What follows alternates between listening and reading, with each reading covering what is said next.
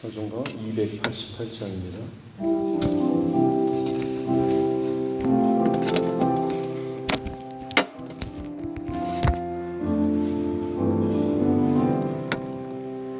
예수를 나의 구주 삼고 성령과 피로서 거듭나니 이 세상에서 내 영혼이 하늘의 영광 누리도다.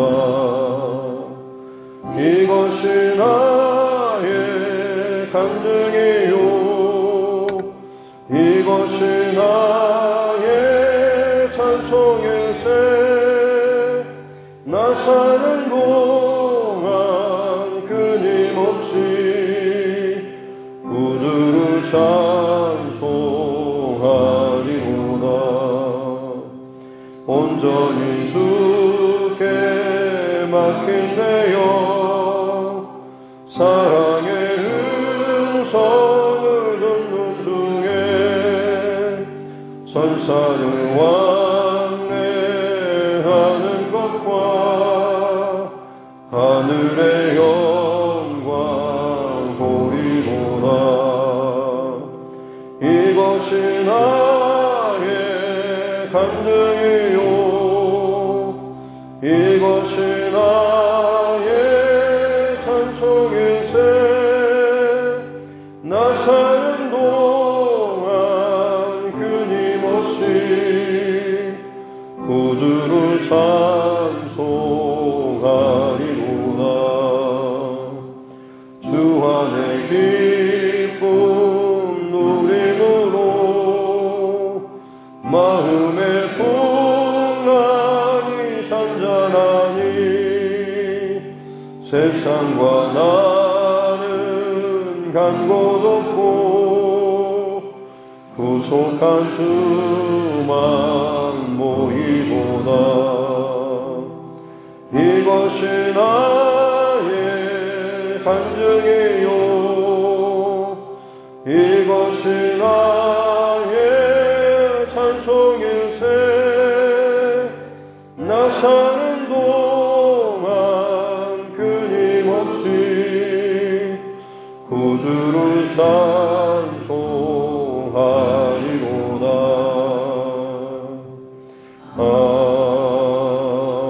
아멘.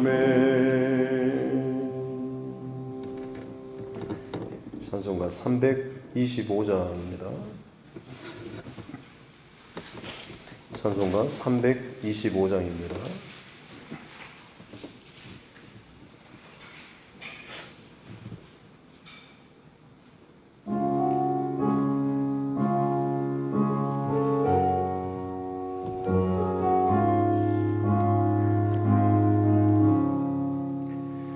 예수가 함께 계시니 시험이 오나 겁없네. 기쁨의 근원 되시는 예수를 위해 삽시다. 날마다 주를 섬기며 언제나 주를 기리고 그 사랑 아래 살면서 딴 길로 가지 맙시다. 이 세상 사는 동안에 주 이름 전파하면서 무한한 복락 주시는 예수를 위해 삽시다. 날마다 주를 섬기며 언제나 주를 기리고 그 사랑 안에 살면서 딴 길로 가지 맙시다. 이 세상 친구 없어도 예수는 나의 친구니 불의한 일을 버리고 예수를 위해 삽시다. 날마다 주를 섬기며 언제나 주를 기리고 그 사랑 안에 살면서 딴 길로 가지 맙시다.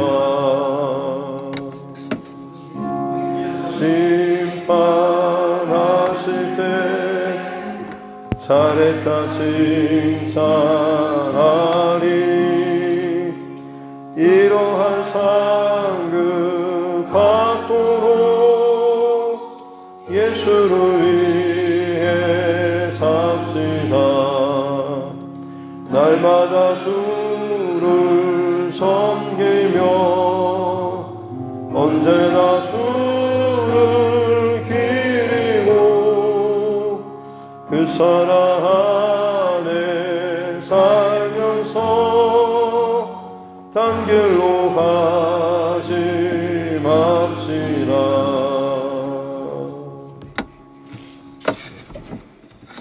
하나님 말씀 창세기 14장입니다. 창세기 14장 1절부터 16절 말씀까지입니다. 창세기 14장 1절부터 16절입니다.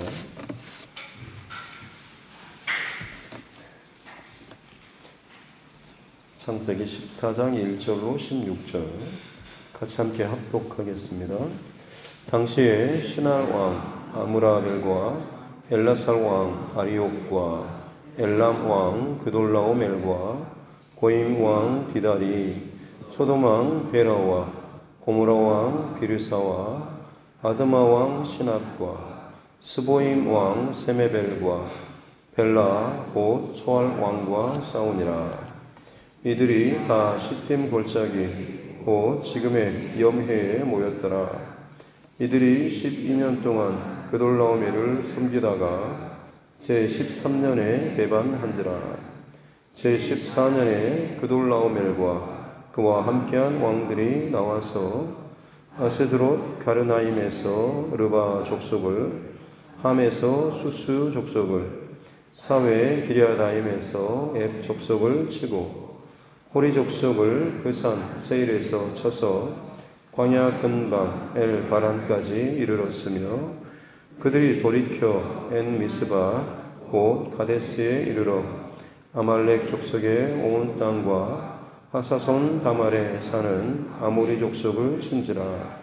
소돔 왕과 고모라 왕과 아드마 왕과 스보임 왕과 벨라 곧 소알 왕이 나와서 시딤 골짜기에서 그들과 전쟁을 하기 위하여 진을 쳤더니 엘람 왕 그돌라오멜과 고임 왕 디달과 시날 왕 아므라벨과 엘라살 왕 아리오 네 왕이 곧 그 5 왕과 맞서니라.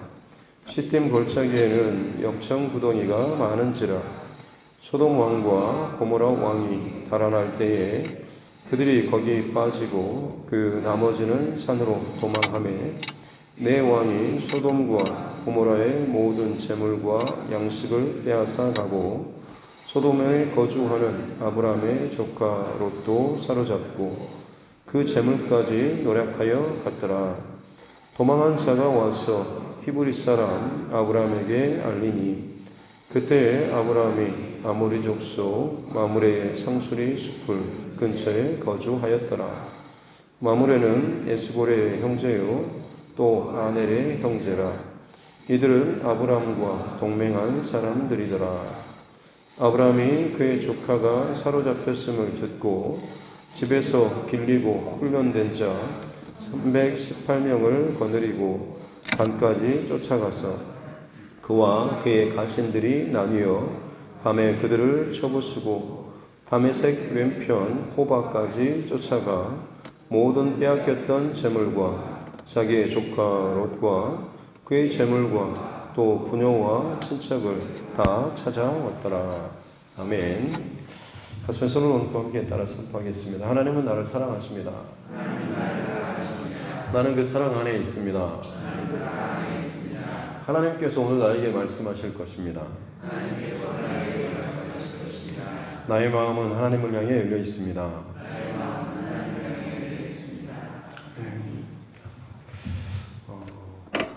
애국에서 실패와 수치를 당하고 다시 약속의 땅 가나안으로 돌아와서 하나님 부어주신 풍족한 은혜를 누리며 문제가 없을 것 같았는데 전에는 부족해서 애굽에 가서 문제가 생겼는데 이제는 또 너무 넉넉해서 넘치다 보니까 또 싸우게 되어서 소유 때문에 싸우게 되어서 또 문제가 생겼습니다.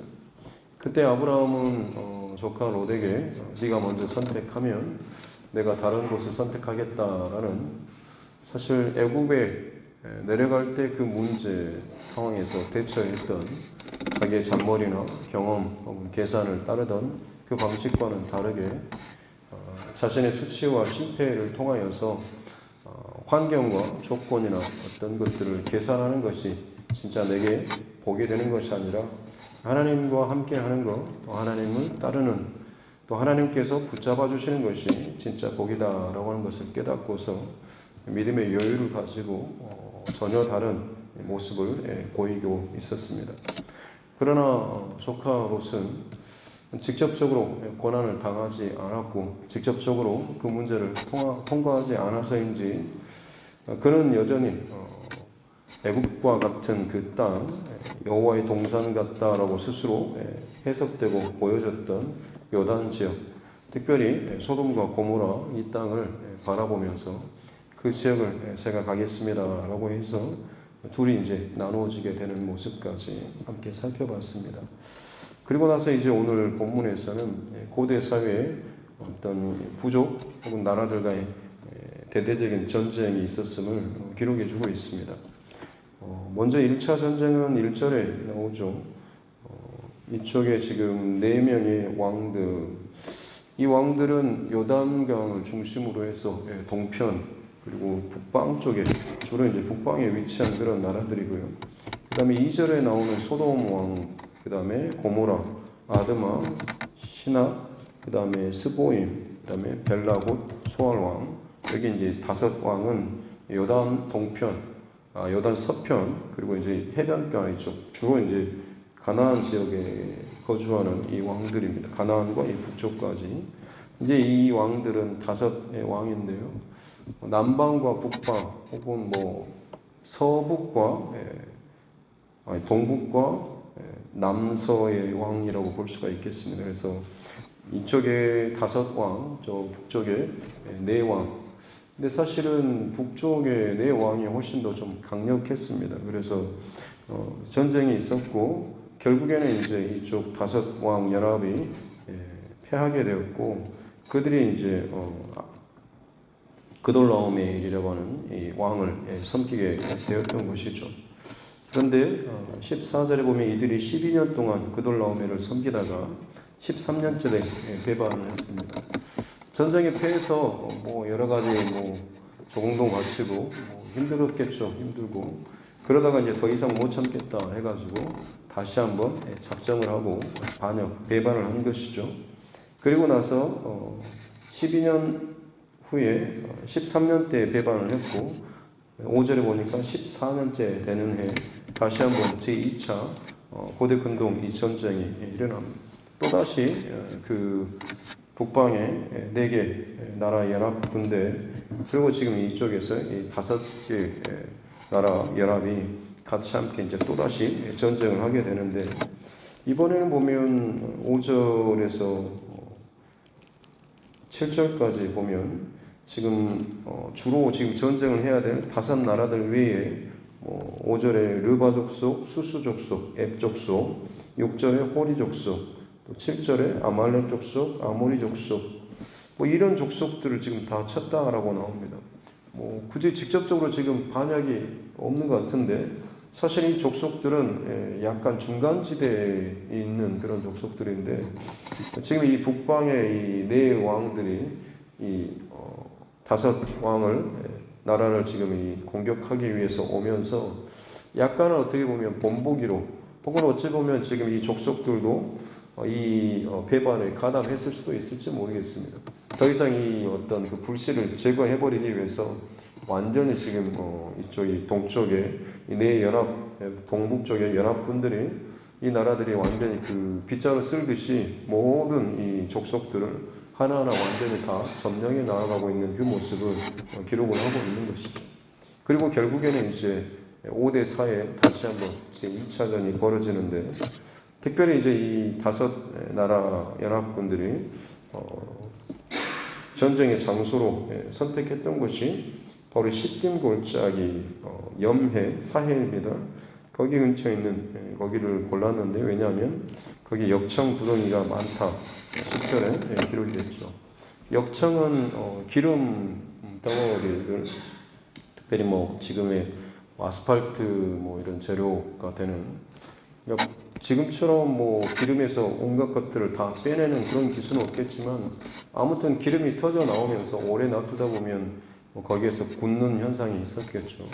그와 같이 아마 이쪽 다섯 힘이 그동안 없었던 다섯 연합제국들은 어떻게든지 이 지형을 잘 활용을 해서 이곳을 잘 모르는 저들을 이곳에 빠뜨려서 좀 더 유리하게 전쟁을 치러보려고 이 시딤 골짜기로 전쟁 장소를 택했던 것입니다.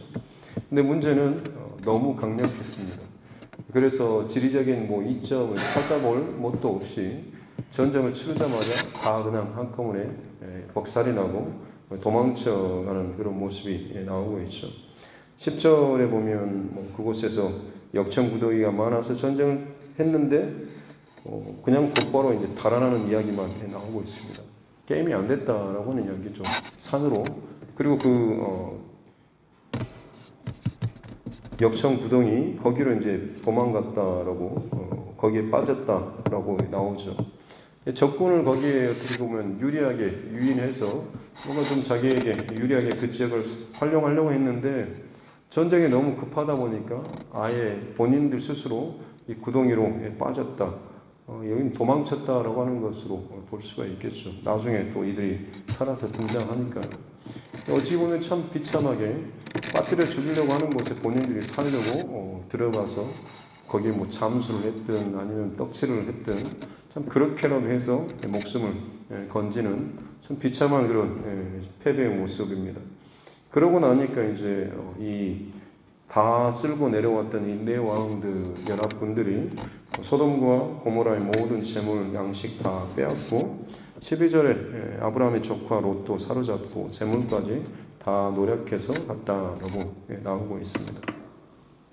이 보면 참 이 롯은 그냥 피해자인 것처럼 여겨지지만 사실 그의 선택지 안에 이 모든 것들이 이미 포함되어 있었습니다. 그가 눈에 보기에 좋을 대로 세상을 선택해서 갔죠. 힘의 논리가 지배하는 그 세상, 뭔가 좀 더 부유하고 힘이 세면 더 많은 것들을 자기 마음껏 누릴 수 있고 편하게 살 수 있을 것 같은 그것을 선택한 어찌 보면 롯의 결과물일 수도 있는 것이죠. 그리고 어찌됐든 간에 지금 이것이 자기는 더 많이 부유하고 더 넉넉하고 더 힘을 얻기 위해서 갔지만 막상 그 모든 것들이 순식간에 다 빼앗겨버리고 털리는 이런 일들이 벌어지게 되겠습니다. 이때 이제 도망한 자가 누군가가 빠져나와가지고 이 히브리 사람, 이브리라고 하는 히브리어는 두 가지 해석 방법이 있습니다. 하나는 강을 건넌 자들이라는 그런 의미가 있고 혹은 또 다른 편으로는 이방인이라는 그런 의미도 있습니다. 그러니까 아마 이 히브리 사람, 유대인, 이 사람 히브리인이라고 하는 이것이 나중에 이제 이스라엘 사람들에 대한 공식적인 어떤 그런 명칭처럼 또 불려지지 않습니까? 그래서 출애굽기를 지나면서 이 히브리인을 물을 건넌 자, 강을 건넌 자, 홍해 바다를 건넌 사람들, 그래서 다시는 애굽으로 다시는 죄된 세상으로 건너가지 못할 스스로 그것을 끊어버린 자들이라고 하는 의미에서 히브리인이라고 하는 히브리 이 단어가 굉장히 또 중요하게 본인들은 해석을 하고요.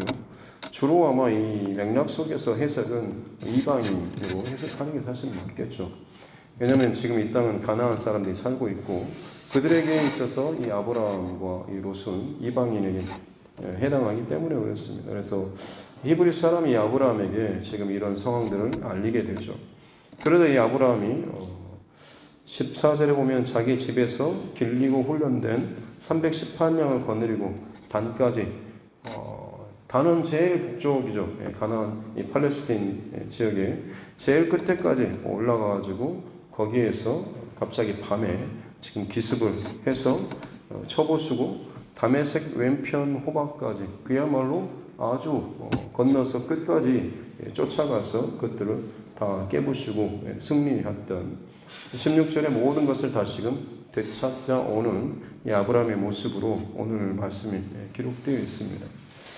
뭐 그냥 이름이 뭐 어려운 그런 왕들, 그 다음에 고대 어떤 2차에 걸치는 전쟁들, 뭐 이런 내용들이 기록되어 있는 것 같지만 사실 오늘 본문 속에서 우리가 볼 수 있는 것은 바로 이 아브라함의 모습이죠.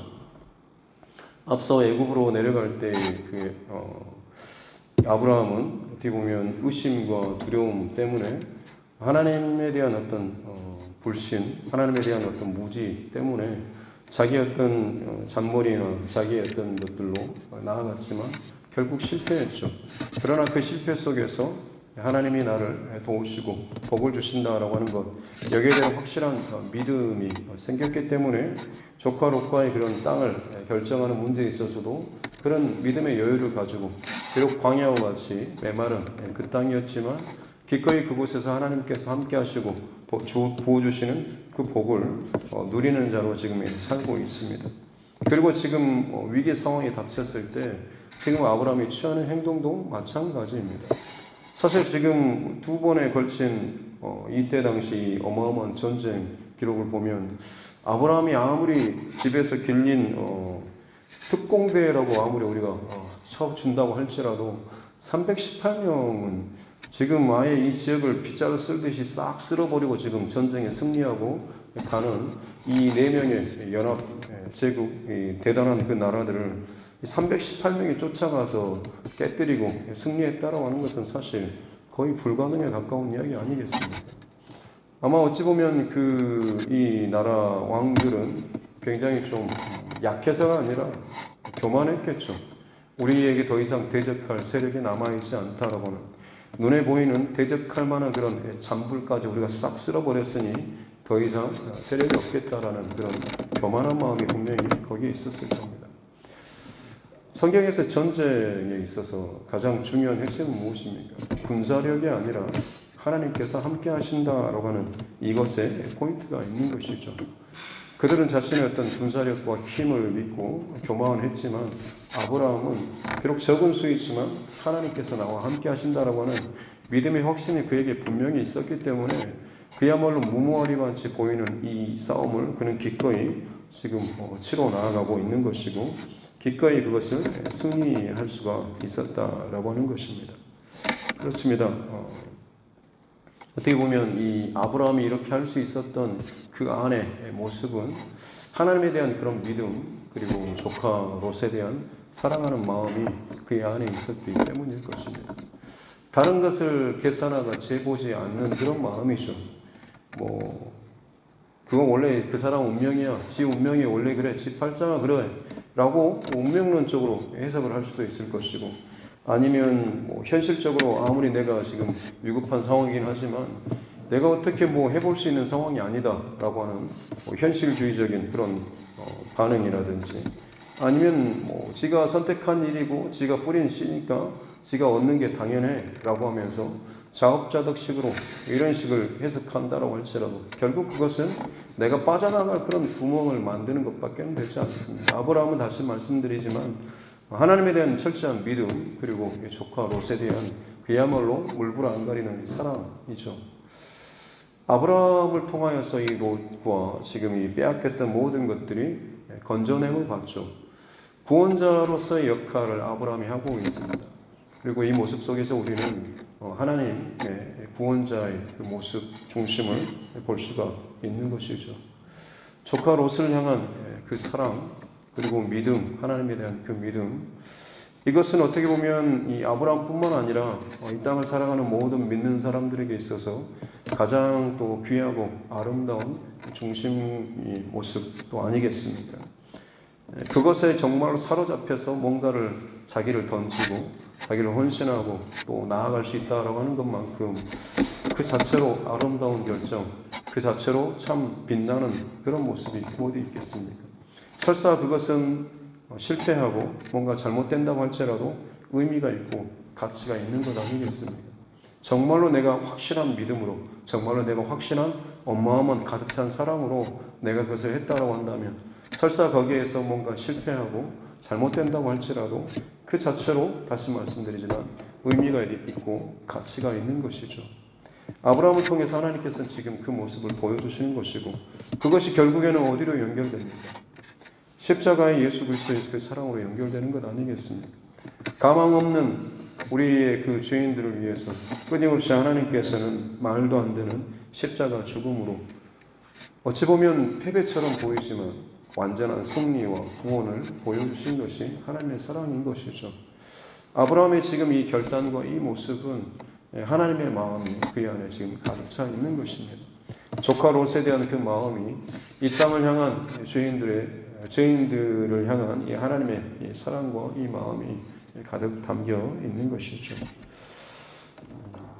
하나님께서는 지금도 저와 여러분을 이처럼 지극한 사랑으로 품고 또 지금도 여전히 구원하기를 원하신다고 하는 것, 그리고 우리 또한 마찬가지로 이제 하나님께서 하나님의 그 마음을 가지고 하나님을 향한 전적인 믿음 그리고 사랑의 마음을 가지고 내게 붙여주는 그 누군가를 구원하는 구원의 통로로서 살기를 원하신다라고 하는 이 사실을 꼭 기억하는 저와 여러분 모두가 될 수 있기를 바랍니다. 마지막으로 한 가지는 롯의 이야기입니다. 다 망하고 빼앗겼던 롯, 어떻게 보면 지금 구출받고 구원받았지 않습니까? 그렇다고 한다면 롯에게 있어서 지금은 두 번째 기회의 때 아니겠습니까? 실패하고 수치를 당하고 애굽에서 올라왔을 때 스스로 결정하고 선택하라고 했을 때 그때가 첫 번째 믿음을 선택할 수 있는 기회였다고 한다면 지금 그것을 선택하고 나서 본인이 얼마나 참 허망하게 망하는가라고 하는 것을 경험했다고 한다면 지금은 또다시 선택할 수 있는 두 번째 기회의 때이죠. 그러나 나중에 아시겠지만 이 롯은 다시 소돔과 고모라 성으로 또다시 가게 됩니다. 하나님께서 믿음의 사람들을 세워가시는 모습 가운데 특별히 단계가 있으면 있을수록 혹은 신앙이 깊어지고 뭔가 좀 더 하나님을 알아가면 알아갈수록 잘 아시겠지만 요구하는 그 기준들은 분명히 더 엄격해집니다. 전에 그냥 잘 모를 때 이것저것 그냥 내 하고 싶은 대로 상황과 분위기에 따라서 살아갈 때와 정말로 내가 하나님 앞에 믿음의 어떤 지경과 가족과 가문을 세워가야 하고 그것으로 말미암아서 나로 말미암아서 믿음의 본을 보이고 교회 안에서나 혹은 어떤 관계 안에서 바른 어떤 영향력들을 미쳐야 하는 흘려보내야 하는 그런 위치에서 예전과 같이 그런 내 분위기나 상황에 따라서 뭔가를 흘러가는 것하고는 차원이 다른 것이고 그때 하나님께서 내게 보이는 반응도 완전히 다릅니다. 전에 전혀 손대지 않고 징계하지 않았던 그런 하나님께서 때로는 정말 직접적으로 때로는 여러 가지 어떤 문제 상황을 일으키셔서 괴롭게 하거나 혹은 막는 일들이 분명히 있습니다. 바라기는 저와 여러분 잘 깨닫고 정말로 내가 하나님 앞에 점점 신앙이 깊어지고 또 하나님을 알고 배워갈수록 더 민감하게 세밀하게 그리고 더욱더 분명하게 믿음의 경계선들을 또 잘 지켜나가는 저와 여러분 모두가 될 수 있기를 바랍니다. 아브라함은 분명히 잘할 수 있는 기회가 있었고 사실은 잘해야 했습니다. 그 실패나 고통이나 지금 하나님의 경고의 사인들을 통하여서 분명히 믿음이 자라야 했음에도 불구하고 잘하지 못했죠. 고난이 내게 유익이라고 말을 하고 내가 이런 고생을 많이 했다라고 누구는 말할 수가 있겠지만 고난 자체가 유익은 아닙니다. 고난을 통해서 내가 뭔가를 배울 수 있다고 한다면 그게 유익인 것이지, 고난을 통과했음에도 불구하고 내가 하나님 앞에서 인생의 경험은 얻지만 하나님 앞에서 믿음의 경험을 얻지 못한다고 한다면 그것은 고난이 내게 유익이라고 말할 수가 없는 것이죠. 바라기는 저와 여러분, 다시 말씀드리지만 하나님께서 분명히 내게 요구하시는 믿음의 수준과 단계가 있을 것인데 거기에 걸맞게 반응하시고 지켜가시고 또 거기를 살아갈 수 있는 저와 여러분 모두가 될 수 있기를 바랍니다. 그럴 때 하나님의 마음을 여전히 놓치지 않고 오늘 이 하루도 하나님의 사람으로서 하나님의 그 구원의 통로로서 우리는 귀하게 쓰임받는 삶을 살게 될 줄로 믿습니다. 그런 이 하루가 될 수 있기를 주님의 이름으로 축복합니다. 기도하겠습니다. 하나님 아버지 감사합니다. 전쟁으로 가득 찬 또 자기의 힘으로 자기가 가진 것들로 자기가 원하는 것대로 또 자기가 하고 싶은 대로 살기를 원하는 세상의 그 소용돌이 속에서 많은 것들이 또 실패하고 무너지고 빼앗기는 이 모습, 그러나 하나님께서는 한 사람, 믿음의 사람, 또 하나님께 붙들리고 하나님을 주목하며 하나님으로 나의 힘과 모든 것을 삼는 아브라함을 통하여서 이것들을 다시 한번 구원의 자리로 이끌어내심을 보여주시니 감사합니다. 오늘 이 시대 가운데 우리 가정과 또 친척들 속에서 우리를 그렇게 믿음의 사람으로 구원의 도구로서 하나님께서 세워주신 줄로 믿습니다. 세상 가운데 끌려다니고 휩쓸려 다니고 따라다니는 자가 아니라 하나님의 손에 분명히 붙들려서 마땅히 지켜야 될 경계선들을 지켜내고 마땅히 하나님 앞에 세워야 될 것들을 잘 세워나가갈 수 있는 하나님의 사람들 되게 하여 주시옵소서. 정말로 중요한 순간에 내가 이것들을 지켜내지 못했을 때 나 또한 어찌 될지 모를 정도로 참 연약한 가운데 빠지고 아무런 힘도 영향력도 없이 살아갈까 두렵습니다. 하나님께서 주어주신 모든 기회일 때에 정신을 차리고 하나님께서 주신 내 가정에, 내 육체에 혹은 내 가정과 자녀들에게 주시는 모든 사인들을 지혜롭게 잘 분별하여서 하나님 뜻 앞에 더욱더 순종함으로 나아갈 수 있는 귀한 하나님의 사람들 되게 하여 주시옵소서. 예전에 내 모습이 아니라 그냥 옆에 있는 사람의 어떤 신앙의 수준이 아니라 하나님께서는 우리 각자의 1:1 맞춤의 믿음의 여정을 지금도 계속해서 이어가고 훈련하고 이끌어가고 계시는 줄로 믿습니다. 내 평생토록 하나님 앞에 더욱더 자라나고 단단하고 깊어지며 더 많은 것들을 책임지고 더 감당해 나아갈 수 있는 귀한 축복의 통로 되게 하여 주시옵소서. 특별히 우리 교회를 하나님 그렇게 붙잡아 주시고 세워주시고 은혜를 더하여 주시고 모든 상황 가운데 오직 하나님께만 더 힘껏 집중하며 하나님께서 지키게 하시는 것들 잘 지켜나아갈 수 있는 우리 공동체가 되게 하여 주옵소서. 감사드리며 거룩하신 우리 구주 예수님의 이름으로 기도드립니다. 아멘. 하늘에 계신 우리 아버지, 아버지의 이름을 거룩하게 하시며 아버지의 나라가 오게 하시며 아버지의 뜻이 하늘에서와 같이 땅에서도 이루어지게 하소서. 오늘 우리에게 일용할 양식을 주시고 우리가 우리에게 잘못한 사람을 용서하여 준 것 같이 우리 죄를 용서하여 주시고 우리를 시험에 빠지지 않게 하시고 악에서 구하소서. 나라와 권능과 영광이 영원히 아버지의 것입니다. 아멘. 주신 말씀 붙잡고 교회와 조정과 여러분 각자의 기도 제목과 우리나라의 민족 정치 위정자들을 위해서도 세계 곳곳에 들려오는 온갖 또 폭염과 홍수와 재난과 기근과 지진, 해임 혹은 여러 가지 테러나 말도 안 되는 이 상황들, 세계 곳곳에서 일어나는 이 마지막 때의 징조와 이 상황들을 바라보면서 이때에 더욱더 또 깨어서 우리가 또 하나님 앞에 또 기도에 나아가야 될 줄로 믿습니다. 또 우리 환우분들을 위해서도 또 여러 가지 어려운 문제 가운데 있는 믿음의 지체들, 또 우리 가족들, 친척들, 영혼 구원의 문제를 위해서도 또 흩어져 지내고 있는 멀리 떨어져 있는 우리 가족들, 또 군복무 중에 있는 우리 자녀들까지 같이 함께 기도하도록 하겠습니다. 살아계신 아버지 하나님 감사합니다. 오늘도 하나님께서 우리를 또 깨워주시고 또 하루의 첫 시간을 하나님 앞에 예배하며 또 말씀과 기도로 시작할 수 있도록 은혜 주시니 감사합니다. 어느 시대나 사람의 역사 가운데 또 전쟁이 끊이지 않는 것을 기억합니다. 그만큼 사람의 마음속에 얼마나 참 악한 계획과 생각들이 가득 차 있는지요.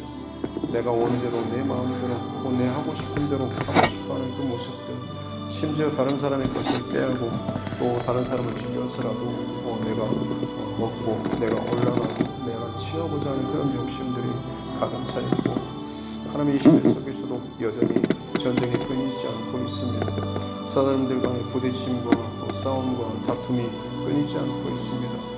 하나님 그때 하나님께서 주목하시는 것은 더 힘있고 강한 영향력이 있는 사람이 아니라 하나님을 주목하며 하나님께서 지키게 하신 것들을 바르게 지켜내는 거룩한 하나님의 사람들, 또 믿음의 사람들 하나님께서 주목하시고 그들을 통하여서 하나님의 역사와 하나님의 일들을 감당케 하여 주시는 줄로 믿습니다.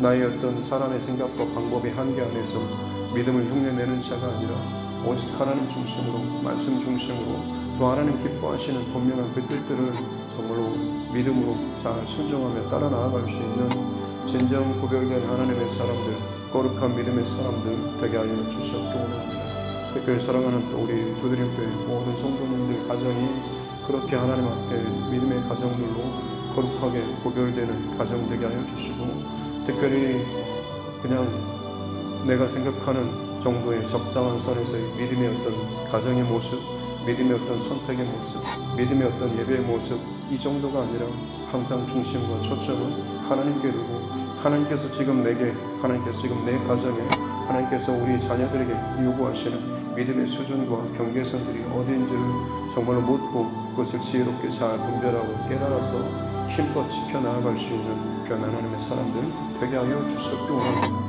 그것이 진정 살아있고 깨어있는 믿음의 가정이고 믿음의 사람인 줄로 믿습니다. 하나님 내 지위나 혹은 나에게 맡겨주신 직분, 하나님 이것이 더 귀하고 더 귀할수록 더 하나님 앞에 분명하고 더욱더 확실하게 믿음의 경계선들을 잘 지켜나아가고 또 하나님께서 흘려보내시고 또 하나님께서 나타내게 하시고자 하시는 것들을 잘 감당해 나아가는 자 되게 하여 주시옵소서. 318명의 작은 수이지만 온전한 믿음과 온전한 사랑으로 충만했을 때에 하나님께서는 마치 기도원과 같이 아브라함을 그 말도 안 되는 전쟁 가운데서 승리로 이끌어 주셨던 것을 기억합니다. 설사 그것이 실패로 끝난다고 할지라도 그 자체로 귀하고 아름다운 것을 우리가 기억하게 도와주셨기 원합니다. 세상과 가족과 다른 사람의 기분이나 어떤 분위기를 맞추는 것에 집중하는 것이 아니라 나의 어떤 선택과 결정으로 말미암아서 믿음의 분명한 경계선들을 지내고 내가 정말로 믿음의 사람이라고 하는 것을 세상 가운데 또 우리 친족과 가족들에게 혹은 나의 이웃들에게 분명하게 그것들을 드러내며 살아갈 수 있는 자 되게 하여 주시옵소서. 세상과 부딪히지 않고 적당하게 섞여 사는 것이 중요한 것이 아니라 내가 하나님의 사람으로서 절대 어떤 상황 속에서도 이것들을 지켜나가는 거룩한 하나님의 사람이라고 하는 분명한 그 경계선들을 드러낼 때에 정말 그들의 인생 가운데 곤혹한 곤고한 그 날이 다가왔을 때에 세상에서 답을 얻지 못하는 그 상황이 다가왔을 때에 비로소 그들을 건져낼 수 있는 그 거룩한 영역을 확보하는 자들로서 우리가 기억나게 될 줄로 믿습니다. 하나님 세상과 희석되지 않고 분명히 내게 허락하여 주신 이 믿음의 지경을 힘써서 지켜내며 정말로 대가를 치르며 지켜내는 그런 하나님의 사람들 되게 하여 주시고 그들이 특별히 이 두드림교회 안에 더 많이 세워지게 도와주시고 우리 두드림의 모든 가족들이 하나님 이 중요한 이 원칙들을 잘 지켜나갈 수 있도록 은혜를 더하여 주시옵기 원합니다. 그렇습니다. 하나님 우리 각자에게 허락하에게 또 요구하시는 하나님의 믿음의 경계선들이 있는 줄로 믿습니다. 십자가의 그 죽으심은 하나님의 엄청난 그 사랑과 또 은혜로 가득 찬 결정이고 선택이며 세상에 볼 때는 참 실패한 것처럼 끝난 것처럼 보이지만 그 어느 것과도 비교할 수 없는 놀라운 그 하나님의 은혜와 사랑의 결정체인 줄로 믿습니다.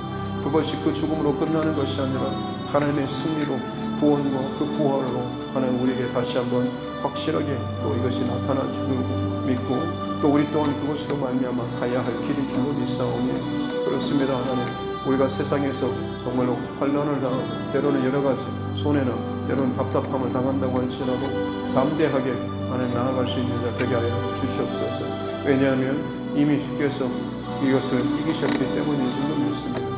담대하라, 내가 세상을 이겼나라고 말씀하신 주님의 그 음성 날마다 듣고 잘 따라가며 순종하는 자 되게 하여 주시옵소서. 내 삶의 흔적이 세상의 것들의 소리에 대한 그 흔적이 아니라 하나님의 말씀에 대한 흔적이 오늘 내 삶 가운데 아름다운 흔적으로 남는 귀한 하나님의 사람들 되게 하여 주시옵기를 원합니다. 특별히 내가 하나님의 가정 가운데 책임져야 할, 분명히 하나님 앞에 바로 서야 할 영적인 기둥과 같은 역할을 해야 될 사람이라고 한다면 다른 어떤 것에도 분명히 흔들림 없이 지켜내고 또 그것을 선포하며 또 그것을 책임지고 나아갈 수 있는 또 그런 귀한 역할을 감당할 수 있는 믿음도 허락하여 주시옵기를 원합니다. 그렇게 우리의 믿음은 하나님 성장하고 자라가고 단단하게 되어가는 줄로 믿습니다. 하나님 여전히 제자리만 맴도는 신앙